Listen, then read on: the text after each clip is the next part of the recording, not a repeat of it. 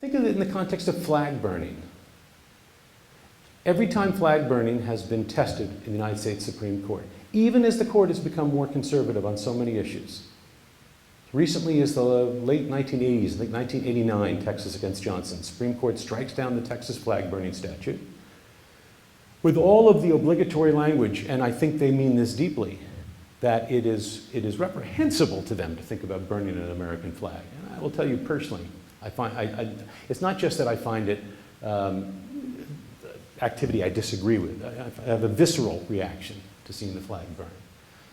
Nonetheless, protected expressive activity. It's the reason that campus speech codes, which first really came into play, not in the recent period, but in the 1980s, early mid-1980s, routinely campus speech codes were struck down as unconstitutional. Again, for the same reason, that we don't regulate speech in general, and we don't put things in the plus or minus category of speech and say, because we disagree, it is prohibited.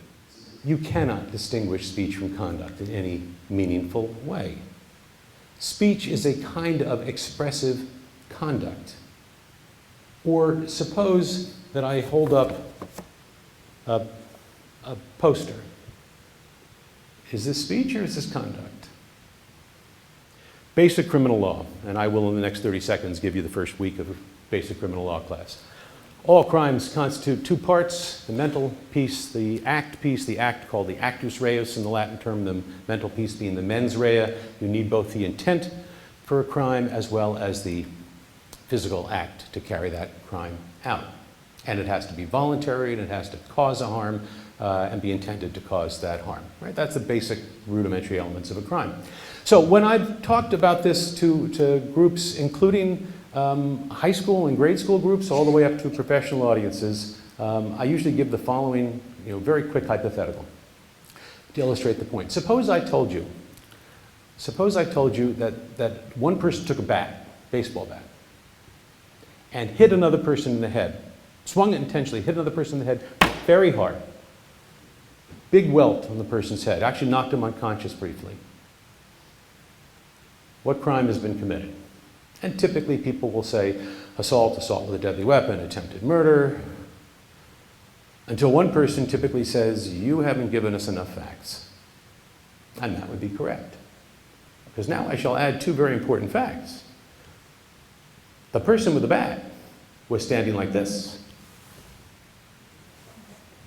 And the person who got hit was standing like this. So what have I changed? Obviously, I've changed the mental state of the person swinging the bat. Of course, he's intentionally swinging the bat. But at worst, it is accidental that he hit the catcher in the head. It may not even have been an accident. It might have been one of those, accident in the colloquial sense, meaning that nobody did anything wrong. It may not even have been negligent, but it certainly was not what we call reckless. Classic definition of reckless is consciously disregarding a substantial and unjustifiable risk. This is not that. At most, this is negligent if he was standing too close to the catcher. And maybe it's just one of those things that happens. But think about it. The physical manifestation is exactly the same. The physical harm is exactly the same. And we would say two things about this. One is we would say the blameworthiness is different, obviously from the person who intentionally attempted to inflict harm, as opposed to the person who at worst negligently and maybe simply accidentally swung back too far. But it's not just the blameworthiness that's different. We know from psychological studies and evidence, the harm is actually different.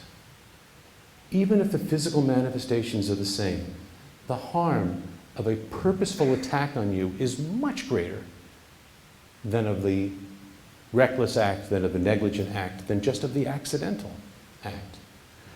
Or as the great Justice Oliver Wendell Holmes put it, even a dog knows the difference between being tripped over and being kicked.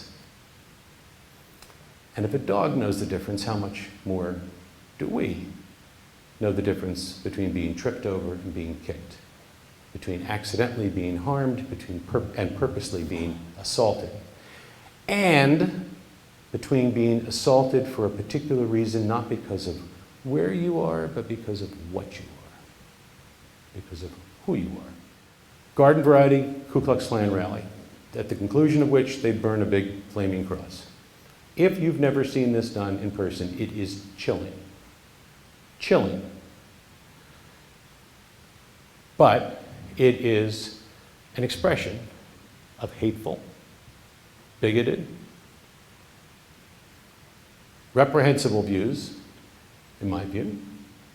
Nonetheless, it is expression of those views. As opposed to what? The other case involved two neighbors, black family, white family. The black family had raised an objection to the fact that the white family was using their backyard for, among other things, target practice. I'm sorry, I couldn't make this up. Those are the actual evidence from the white family that they were just using it for target practice, shooting guns into their backyard. Black family, needless to say, objected vociferously, went to the authorities, and before it was done, the white family had burned a cross on the lawn of the black family. There, the court said, there, the burning of the cross in that context clearly is evidence of racial animus, racial intimidation. So they upheld the part of the statute that said when it is racial intimidation evidence, then it can be used to enhance the penalty. But where it's not, then it's expression of views. So what is the court looking for the distinction? They ask what's in the state of the mind of the actor. Our colleges and our universities are educative institutions. They are not penal institutions.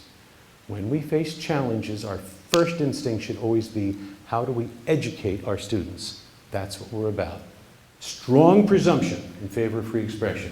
The borders, the edge, being based not on a speech conduct distinction that will ultimately be ephemeral, but rather on an effort to distinguish between when the speaker is expressing and when the speaker is using words to threaten, to intimidate,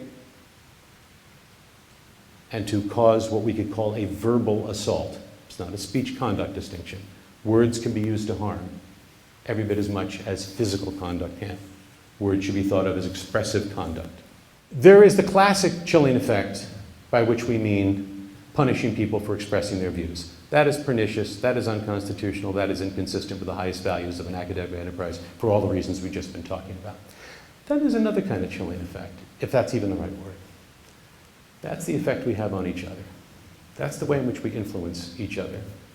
It is doing what Lincoln famously said when he said, teaching ourselves to listen to our better angels, is learning how to sing the song of our better angels to each other. That's a kind of effect we ought to have on each other. And so I said to these faculty members, you'd know what a real chilling effect is. You'd know if somebody was taking your tenure away.